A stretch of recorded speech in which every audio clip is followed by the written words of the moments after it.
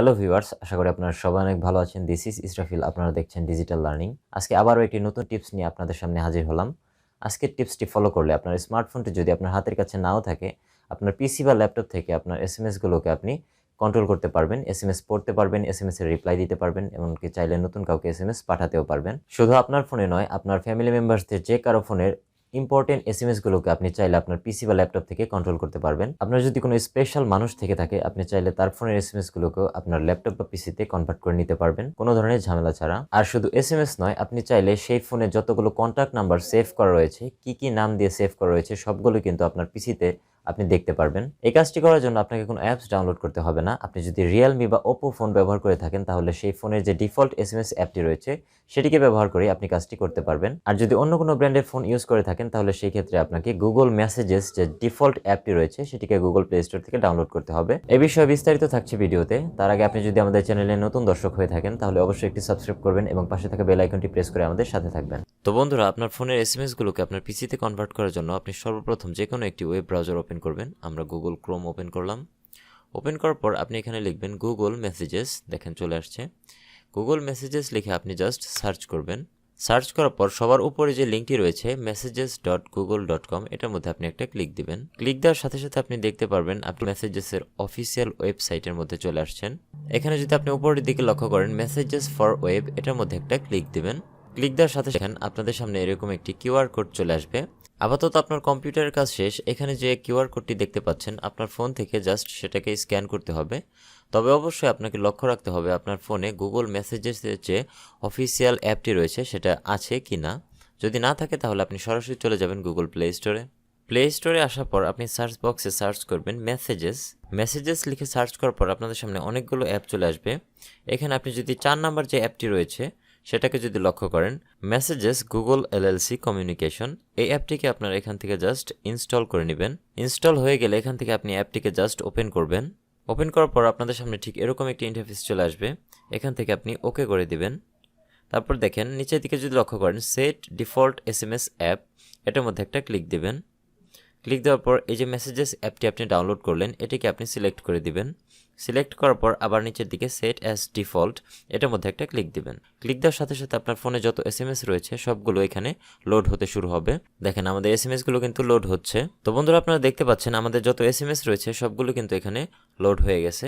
এখন আপনার যে কাজটা বাকি রয়েছে সেটা হচ্ছে আপনি উপরে যদি লক্ষ্য করেন একটা 3 ডট আইকন দেখতে পারবেন, সেটার মধ্যে একটা ক্লিক দিবেন। ক্লিক দেওয়ার পর অনেকগুলো অপশন এখানে চলে আসবে। এখানে 2 নাম্বার যে অপশনটা রয়েছে মেসেজেস ফর ওয়েব, এই অপশনটার মধ্যে আপনি একটা ক্লিক দিবেন। ক্লিক দেওয়ার সাথে সাথে দেখেন ডিভাইস পেয়ারিং নামে একটা অপশন এখানে চলে আসছে। আপনি যদি এই ছবিটাকে ভালো করে লক্ষ্য করেন, দেখেন এই লোকটি তার স্মার্টফোন দিয়ে তার কম্পিউটারের যে কিউআর কোডটি রয়েছে সেটাকে স্ক্যান করতেছে।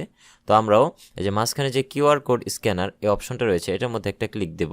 ক্লিক দেওয়ার সাথে সাথে আপনার ক্যামেরাটি অন হয়ে যাবে এবং আপনার কম্পিউটার স্ক্রিনে যে কিউআর কোডটি রয়েছে আপনি সেটিকে জাস্ট স্ক্যান করবেন। দেখেন আমরা স্ক্যান করে দিচ্ছি। আপনি আমাদের কম্পিউটার স্ক্রিনটি যদি এখন লক্ষ্য করেন, দেখেন এটা লোড হলো। লোড হওয়ার সাথে সাথে আমাদের ফোনের যত এসএমএস রয়েছে সবগুলো কিন্তু কম্পিউটার স্ক্রিনে আস্তে আস্তে চলে আসবে। তো বন্ধুরা, আপনারা দেখতে পাচ্ছেন আমাদের কম্পিউটার স্ক্রিনে আমাদের মোবাইলের সমস্ত এসএমএস কিন্তু এখানে চলে আসছে। তারপর আপনি উপরে লক্ষ্য করলে দেখবেন রিমেম্বার দিস কম্পিউটার, এর মানে হচ্ছে আপনি যদি এখানে ইয়েস করে দেন তাহলে আপনি পরবর্তীতেও চাইলে আপনার পিসিতে আপনার এসএমএসগুলোকে দেখতে পারবেন। আপনার এই মোবাইলের সাথে আপনার এই পিসিটা পেয়ার হয়ে থাকবে। তো আমরা এখানে ইয়েস করে দিচ্ছি। তারপর এখানে গট ইট অপশনে ক্লিক দিয়ে দিবেন। দেখেন আমাদের ফোনের যত এসএমএস রয়েছে সবগুলো কিন্তু এখানে শো করতেছে। তো আমরা যদি দু একটা এসএমএস ওপেন করি, দেখেন আপনি ফোনের মতো করেই কিন্তু এখানে এসএমএসগুলোকে পেয়ে যাবেন। এমনকি চাইলে আপনি অন্য কাউকে এসএমএস পাঠাতেও পারবেন, কোনো এসএমএসের রিপ্লাই দিতে পারবেন।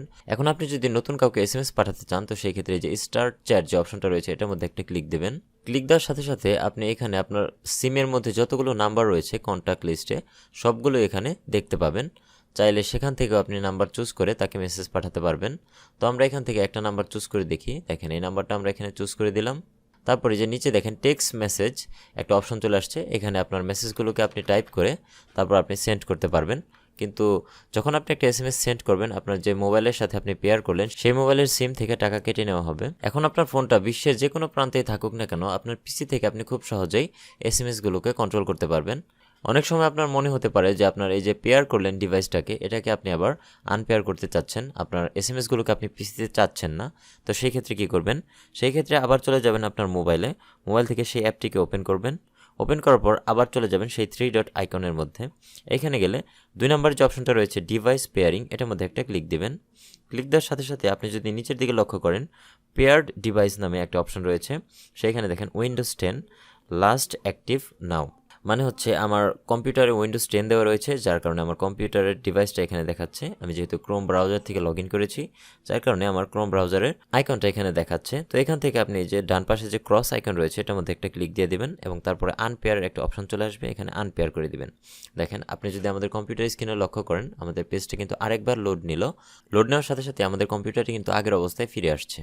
তবে আপনার মোবাইলের সাথে আপনার পিসিটা কানেক্ট থাকা অবস্থায় যদি আপনি কম্পিউটার অফ করে ফেলেন, 1 ঘন্টা 2 ঘন্টা বা 1-2 দিন পরে বা 7 দিন পরেও যদি আপনি আবার এই একই ওয়েবসাইটে চলে আসেন, পরবর্তীতেও আপনার এই মেসেজগুলোকে আপনি দেখতে পারবেন, যতদিন না পর্যন্ত আপনি ডিসকানেক্ট করতেছেন। তো বন্ধুরা, এই ছিল ভিডিও। যদি ভিডিওটি ভালো লাগে অবশ্যই একটি সাবস্ক্রাইব করবেন এবং পাশে থাকা বেল আইকনটি প্রেস করে আমাদের সাথে থাকবেন এবং নতুন কোনো ভিডিও পাওয়ার আগ পর্যন্ত ভালো থাকুন, সুস্থ থাকুন। আল্লাহ হাফেজ।